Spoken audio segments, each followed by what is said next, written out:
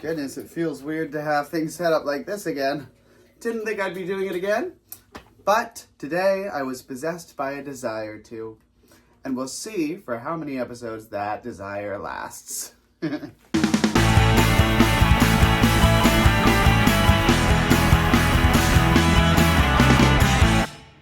Happy days, my name is Daisy Maize, and welcome to my series, The Grand Return, and the very first episode of Season 2 of my YouTube series, Booning and Baining.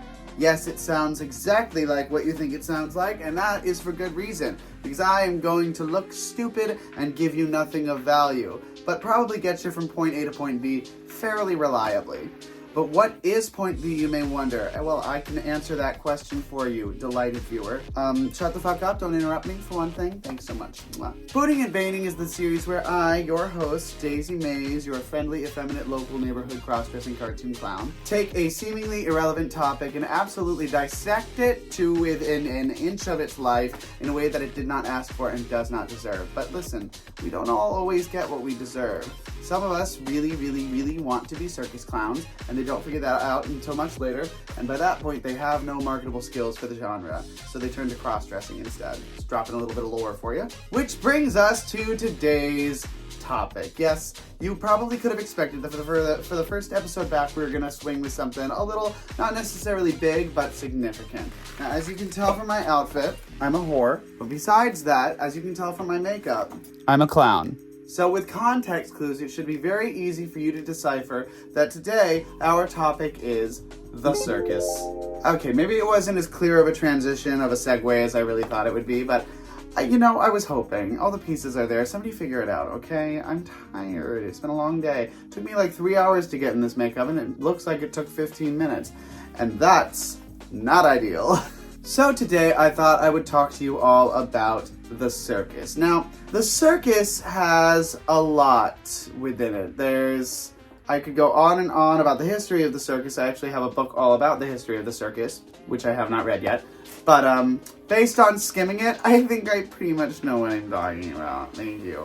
But fine, if that's not enough to convince you, then we'll talk about the stereotypes, huh? And let's start off with a positive one for boon number 1. Circuses are a spectacle. They are a party. They are a celebration.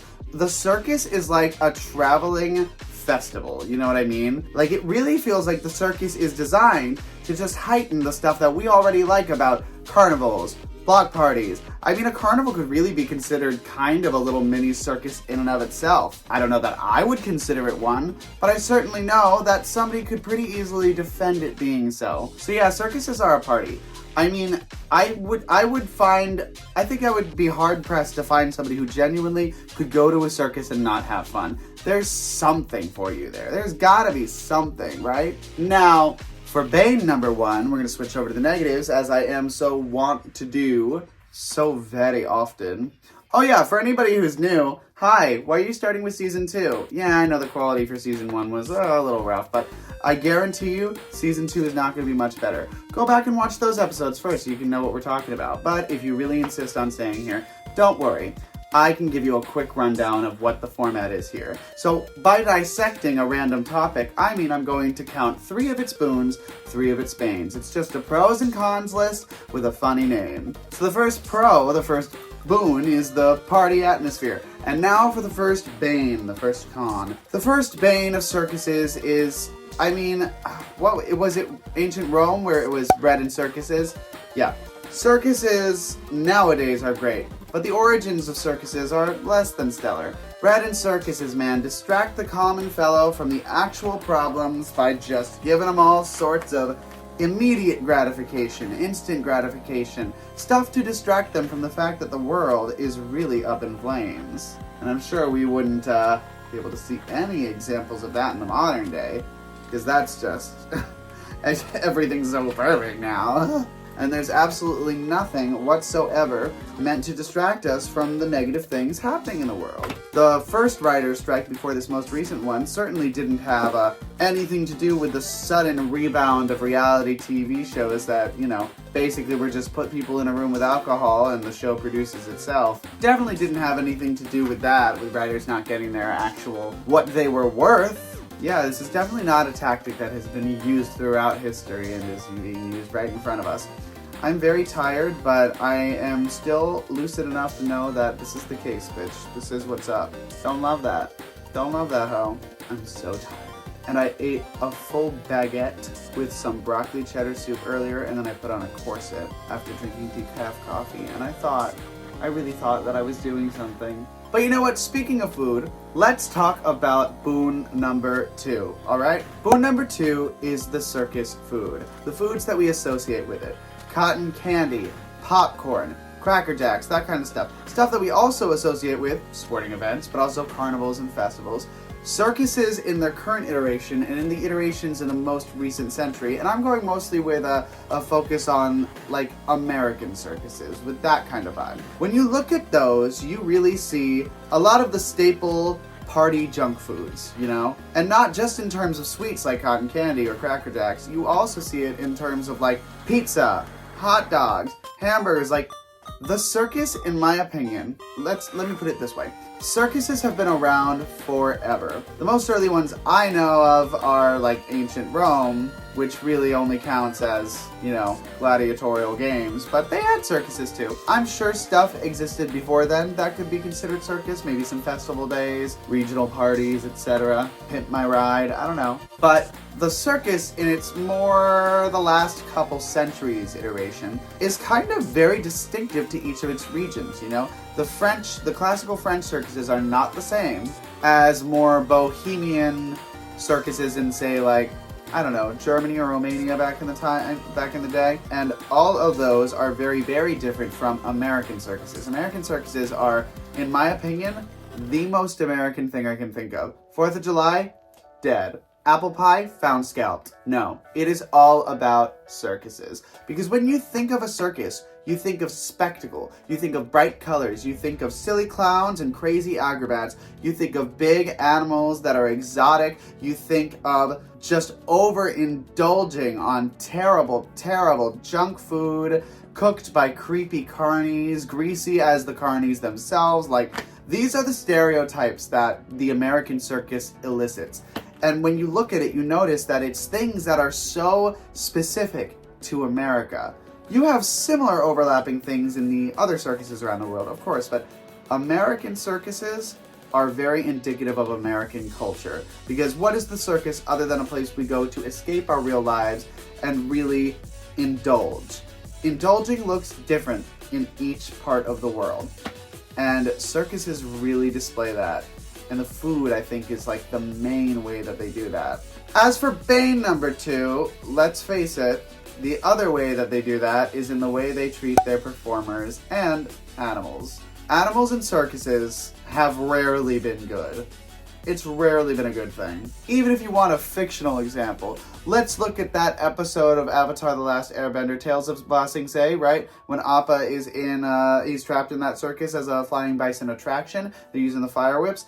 That was not that far out of reality. The only thing that was odd about that was the fact that the whip was on fire and nobody had to light a match. That's kind of it. Otherwise, have you noticed that in a lot of popular fiction across media, there's oftentimes an episode or a segment dedicated to, like, the villain of the week that time is like an evil circus with an evil ringleader, or even just like a bandit circus with a thief king ringleader. Like, circuses have a reputation for mistreatment, just in general, across the board.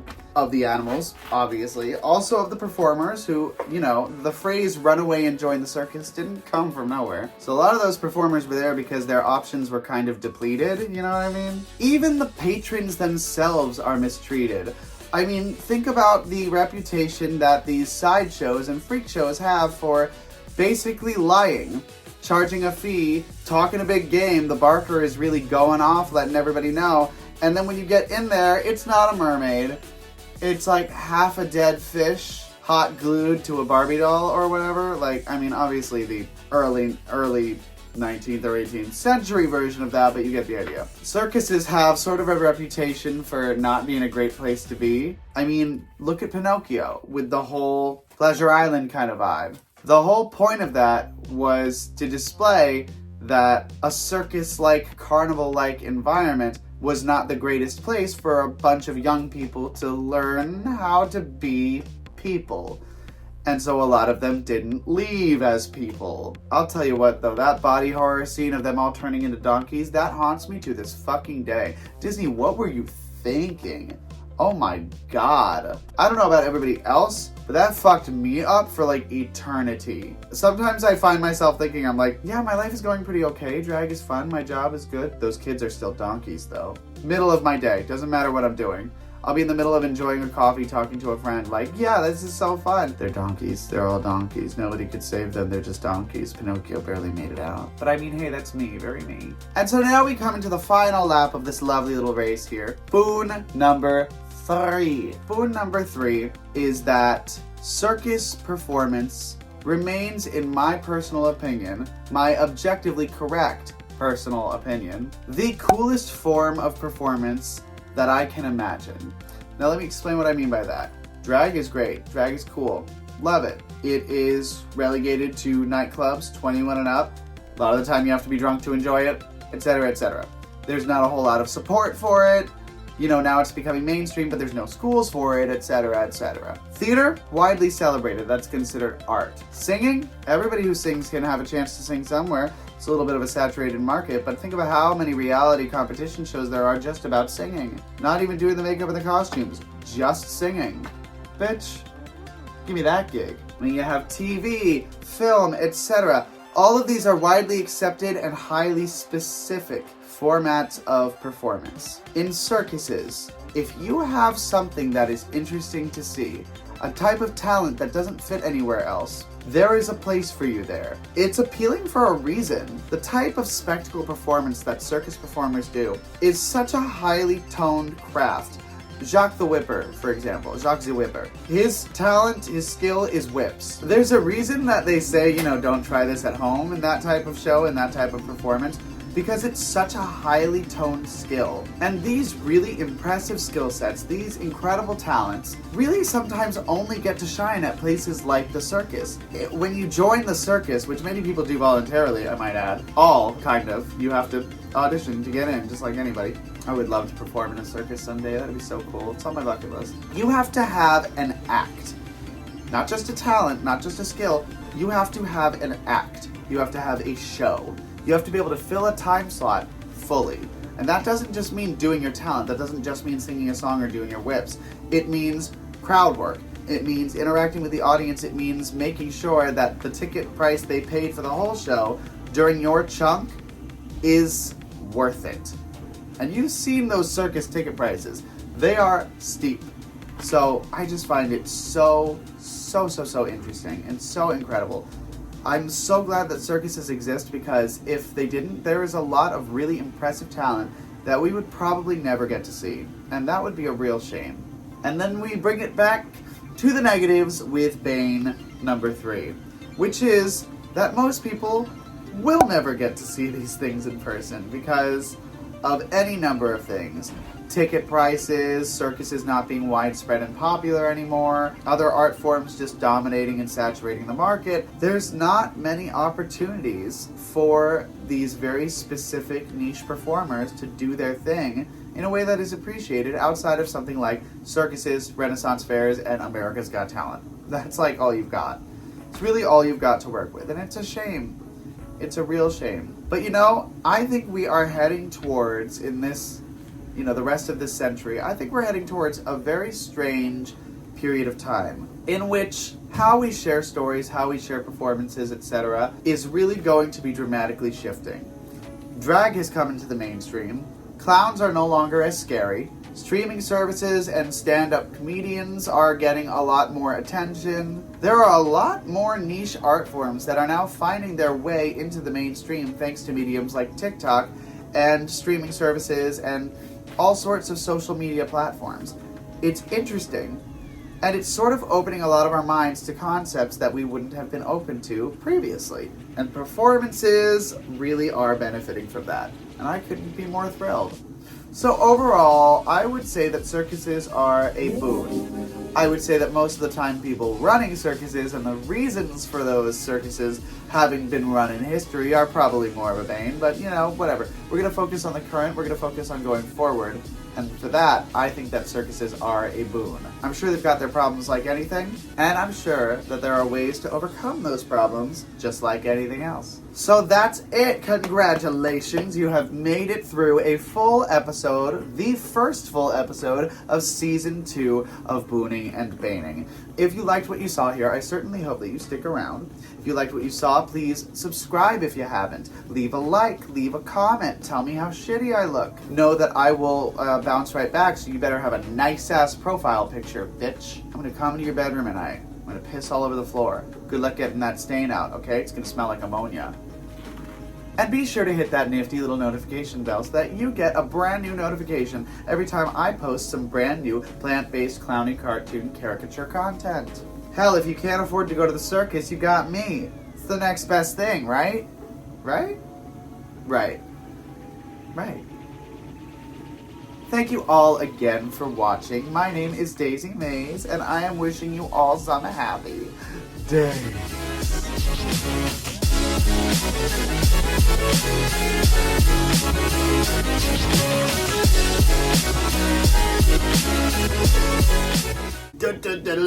Circus, Afro circus, Afro circus, Afro polka dot, Afro.